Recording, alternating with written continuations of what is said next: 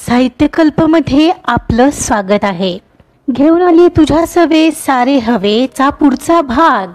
पुढची कथा सुरू करण्याआधी प्लीज माझ्या चॅनलला सबस्क्राईब करून घ्या आणि आधीचे पार्ट सुद्धा ऐकून घ्या. सुरुवात करूया तुझ्या सवे सारे हवे भाग 22. मुग्धाला पावसात भिजण्याचं भानच नव्हतं. ती जवळजवळ 5 ते 7 मिनिटं पावसात भिजत होती. एवढ्यात त्याच्या बाईकवर आलेले यशने तिला आवाज दिला, मुग्धा, ए मुग्धा. अरे यार, हा कशाला इथं आलाय म्हणत ती पटकन आतमध्ये धावली. त्याच्या समोर अशा भिजलेल्या अवस्थेत जायला नको यासाठी ती धावत होती. मुग्धा, हे काय, किती भिजलीयस? हॉलमध्ये असणाऱ्या समरने तिला हाक दिली तशी ती जागेवरच थबकली. अरे दादा, ते असंच म्हणत पाहते तर सोफ्यावर समर सोबत श्रीराम. त्याला अचानक तिथं पाहून तिच्या हृदयाची स्पंदनं प्रचंड वाढली होती. पुढे तिच्या तोंडून एकही शब्द फुटला नाही. तिला अशी भिजलेली पाहून श्रीरामच्या मनात मात्र भलतीच हलचल झाली. तो फक्त अधीर डोळ्यांनी तिला भरून घेत होता. इतक्या दिवसांनी तिला पाहायचं होतं, तर तेही अशा अवतारात. आता ती थोडी मोठी झाल्यासारखीही वाटत होती. तिला अशी पाहून त्याच्या हृदयाची गती भलतीच वाढलेली. अगं काय हे मुग्धा, किती भिजलीयस, जा आधी कपडे बदलून ये, आई एवढ्यात म्हणाली. हो आलेच मी. थरथरत तिनं कसं बसं एवढंच बोलली आणि ती वर पळाली. ती धावतच तिच्या रूममध्ये आली आणि दार लावून दाराला पाठ टेकून तिनं डोळे मिटले. दिवे लाखो मनांमध्ये लागले लागले, दाटले रेशमी आहे धुके धुके, दाटले रेशमी. तिचे हृदय अजूनही जोरजोराने धडधडत होतं आणि तिचं तिलाच हृदयाचे ठोके ऐकू येत होते. गाण्याच्या ओळी उगाचच पुन्हा पुन्हा मनाला छळत होत्या. श्रीराम भारतात आलाय, आज तो घरी येणार होता. I don't believe. तर किती वेगळा दिसतोय तो आज असा समोर येईल मी कल्पनाच केली नव्हती यार. त्याला पाहिल्यापासून तिचं मन अतिशय बेचैन झालेलं.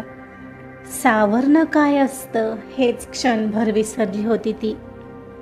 एवढ्यात तिला प्राची आठवली आणि प्राचीचं त्याला येऊन बिलगणं. आणि ती तत्क्षणी भानावर आली. का आला आहेस इथं आता श्रीराम? नाही, काही असो, पण मला आता त्याच्या येण्याचा फरक पडता कामा नये. तिने अनाहूतपणे डोळ्यात आलेले अश्रू पुसले आणि मनाशी निर्धार करत ती पटकन बाथरूम मध्ये गेली. शॉवर सुरू केला आणि पडणाऱ्या त्या थेंबात ती तिचं मन कठोर करण्याचा प्रयत्न एक बाजूने करत होती, पण एक मन मात्र त्याच्याशी बोलायला आसुसलेलं. त्याचं काय? रेनकोट काढून आत यायला यशलाही जरा वेळ लागलेला. मुग्धा, ए मुग्धा, कुठं गेली ही मुग्धा? हाक मारत तो आत आला तर आतमध्ये समर सोबत कोणीतरी दिसतंय हे पाहून तो शांत झाला. सॉरी, ते तिचं बुक माझ्याकडे राहिलेलं तर तेच द्यायला आलेलो. कुठं आहे ती? यशनं विचारलं. ती वर गेलीये तिच्या रूममध्ये. बस ना यश, समर यशला म्हणाला, पण त्याला तिथं पाहिल्यावर मात्र श्रीरामला वस्तुस्थितीची जाणीव झाली. ओ, म्हणजे त्या दिवशी फोटोत तिच्यासोबत हाच होता. त्याच्या लक्षात आलं. यश, आता आला आहेस तर बस ना. पावसातून आला आहेस तर गरमागरम चहा घे, जरा बरं वाटेल, आई म्हणाली आणि त्याला चहाही दिला. श्री, याला ओळखलंस का? हा यश आहे, आपल्या प्रियांशूचा छोटा भाऊ. मुग्धासोबतच कॉलेजमध्ये आहे. समर श्रीरामला ओळख करून देत म्हणाला. ओ अच्छा, हॅलो. श्रीराम एवढंच म्हणाला. हाय, यश म्हणाला. आंटी, मला जरा फ्रेश व्हायचं होतं. तो त्याचा चहा संपताच म्हणाला. हो जा ना, इकडं खालीही आहे वॉशरूम, आईनं सांगितलं. Okay aunty. समर दादा, मी आलोच. म्हणत यश वॉशरूम मध्ये गेला. बर का समर, खूप दिवसांपासून बोलेन म्हणत होते तुला, पण आज सांगतेच, हा यश ही चांगला मुलगा आहे. मला वाटतं मुग्धालाही तो आवडत असावा. दोघांची नेहमी मस्ती चालू असते बघ. तुला माहिती आता सुद्धा सुट्टीत रोज म्हटलं तरी घरी यायचा तो मुग्धाला भेटायला. आई सांगत होती आणि श्रीरामला ऐकून मनात ज्या यातना होत होत्या त्या सांगता येण्यासारख्या नव्हत्याच. पण समरने श्रीरामच्या चेहऱ्यावरून ते ओळखलं. अगं आई, नसेल असं काही, तुझा काहीतरी गैरसमज झाला असेल ग, समर आईला समजावत म्हणाला.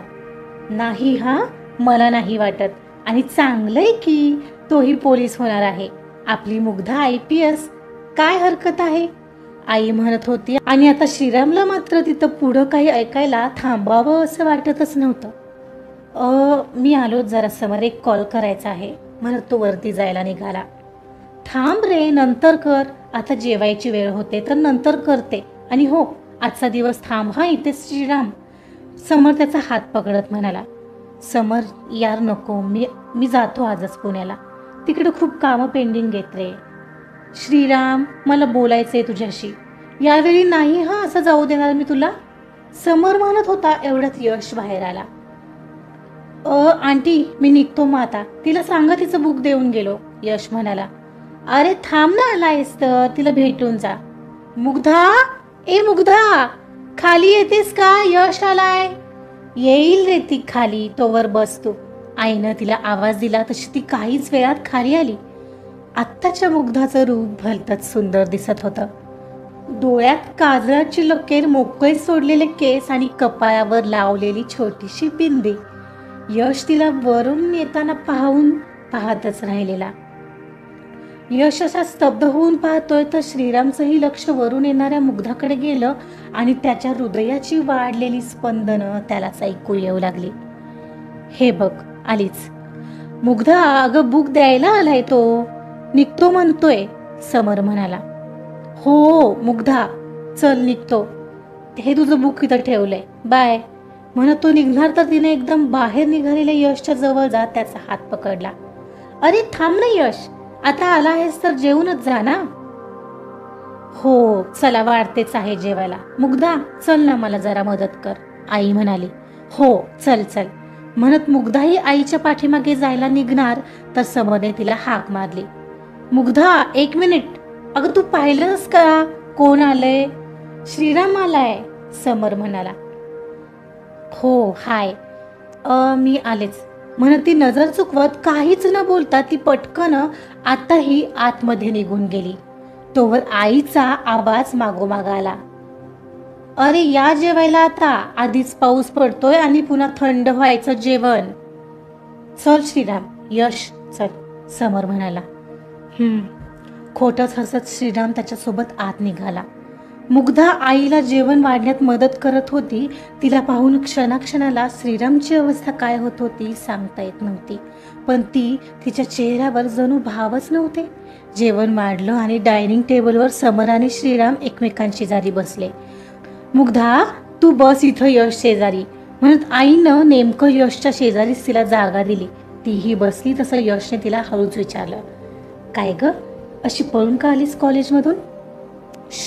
जेवा दे, ती त्याला फटका मारत म्हणाली. त्या दोघांचं काहीतरी खुसरफुसर चाललेली आणि आईने समरला खुणावलंच. श्रीरामनेही नेमकं ते पाहिलं. दिसत असूनही दुर्लक्ष करणाऱ्या श्रीरामला वारंवार हृदयावर आघात होत आहेत असं जणू वाटत होतं. आत्ताही मुग्धाचं जेवण सर्वात आधी झालं.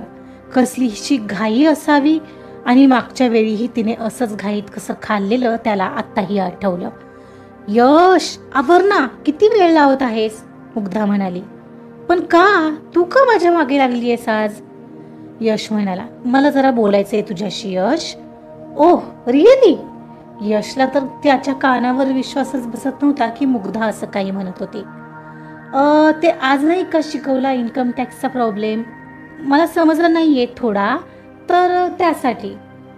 हो का, बर बर बर, म्हणून अगं लक्ष द्यायचं असतं क्लासमध्ये असताना. हो का, मला माहीतच नव्हतं म्हणत असतीने त्याच्या हाताला सर्वांच्या नकळत बारीक चिमटा काढला. आई ग, गप जेवलास की वर ये. आई मी वर आहे म्हणत ती वर निघून गेली. सगळं काही तिथे असलेल्या श्रीराम पुढे चाललेलं. मुग्धा वर येऊन इन्कम टॅक्सचं बुक हातात घेऊन बसली खरी, पण तिचं काही अभ्यासात लक्ष लागत नव्हतं. श्रीरामला पाहिल्यापासून मनावर जणू त्याचंच राज्य चालू होतं. तिला उगाचच काहीतरी मिसिंग वाटत होतं. त्यात त्याची ती खळी आज काही दिसलीच नव्हती. बघ ना कसा एखाद्या तिराईतासारखा वागतोय, काहीच वाटत नसेल का त्याला? अगं लग्न ठरले त्याचं मुग्धा, तो काही वाटलं तरी चेहऱ्यावर आणणाऱ्यातला तरी नाहीच. का असा आहे तो? कसं जमतं त्याला एवढं तुटक राहणं? तिच्या मनालाही त्याचा विचार करताना यातनाच होत होत्या. एक क्षणाला धावत जाऊन त्याला बिलगावं असं फक्त तिच्या मनातच येत होतं. श्रीरामच्या विचारात आत्ताही हरवलेली तिनं हातात पकडलेलं ते पुस्तक जे खाली झोप घेत होतं, एवढ्यात कानाजवळ भो असा आवाज आला आणि ती जबरदस्त दचकली. ओ माय गॉड यश, तू मूर्खा, अक्कल आहे का रे तुला? कसली घाबरलीस? नाही आता मला सांगच, एवढं घाबरायला काय झालं? पण यश, तू ना आता गेलास एवढं लक्षात ठेव, म्हणून ती उठून त्याच्या मागे लागली. त्याला हातात येईल ती वस्तू फेकून मारू लागलेली आणि तो ती चुकवत होता. रूम बाहेर धावत गेलेला तो. एक क्षणाला धावत जाऊन तिनं त्याला पकडला आणि त्याचा गळा पकडला. यश, खरंच इतका मार खाशील ना माझा? पुन्हा विसरून जाईन की तू माझा फ्रेंड आहेस. तू एवढी सुंदर का दिसतेस आज? ती एक बोलत होती आणि तो काही वेगळंच बोलत होता. मात्र तेवढ्यात वर आलेल्या श्रीरामने त्या दोघांना असं जवळ पाहिलं. यश, आर यू मॅड? आणि काय ग, एवढी आठवण येत होती का माझी? मस्तपैकी भिजायचं झालेलं मगाशी. पाहिलं हा मी. मग बोलायला काय प्रॉब्लेम आहे? तुला काय करायचंय? तू आता जास्त बोलतोयस हा यश, ती हसत म्हणत होती. खरं ते खरंय म्हणत तो तिच्या तावडीतून सुटला आणि धावू लागला. तिच्या हातात पेन होतं, तिनं ते त्याला फेकून मारलं आणि त्याने ते चुकवलं. ते बरोबर जाऊन तिथेच उभ्या श्रीरामच्या कपाळावर लागलेलं. त्याने डोकं पकडलेलं पाहून मुग्धा त्याच्यापर्यंत पटकन धावत येत म्हणाली, ओ सॉरी, लागलं का तुम्हाला? I am really sorry. It's okay म्हणत तो पटकनच समरच्या रूममध्ये निघून गेला. पण एवढ्यात पाठीमागून आलेल्या समरने सगळंच पाहिलं होतं. काय चाललंय मुग्धा? एवढी मस्ती? काहीतरी लिमिट असावं यार. काहीच बोललो नाही तर असं वागणार आहेस? इतक्यात वर आलेल्या समरचा आवाज जरा मोठाच झालेला आणि कधी नव्हे ते त्याचं चिडलेलं रूप मुग्धाने पाहिलं. पहिल्यांदा तो तिच्यावर इतका चिडला असावा. तसे तिचे डोळे पाण्यानेच भरले. अनावर झालेली ती तशीच काहीच न बोलता तिच्या रूममध्ये निघून गेली. सॉरी समर दादा, माझं चुकलं. ते मी, यश म्हणत होता. यश कम ऑन, लहान आहात का आता? आता कुठे समरचा आवाज मंदावलेला. सॉरी म्हणत यशही काहीच न बोलता सरळ घरी निघून गेला. आणि समरला मुग्धा आत जाऊन रडते हेही ध्यानात आलेलं. आपण तिच्यावर कधी नव्हे ते चिडलो, पण का हे काही त्यालाच कळत नव्हतं. चूक लक्षात येताच तो दार वाजवू लागला. मुग्धाला मात्र आतल्या आत खूप त्रास होऊ लागलेला. आपण विसरलो का हे आपलं घर नाहीये? तिला उगाचच असं वाटू लागलेलं. समरचं आज तिनं वेगळं रूप पाहिलेलं. आजचं हे त्याचं अनपेक्षित रूप पाहून तिला अतिशय अनावर होत होतं. आपलं कोणीच नाही या भावनेने तिला आता खूप खूप रडू येऊ लागलेलं. मुग्धा, ए मुग्धा, दार उघड, आय एम सॉरी ना. काय झालं समर?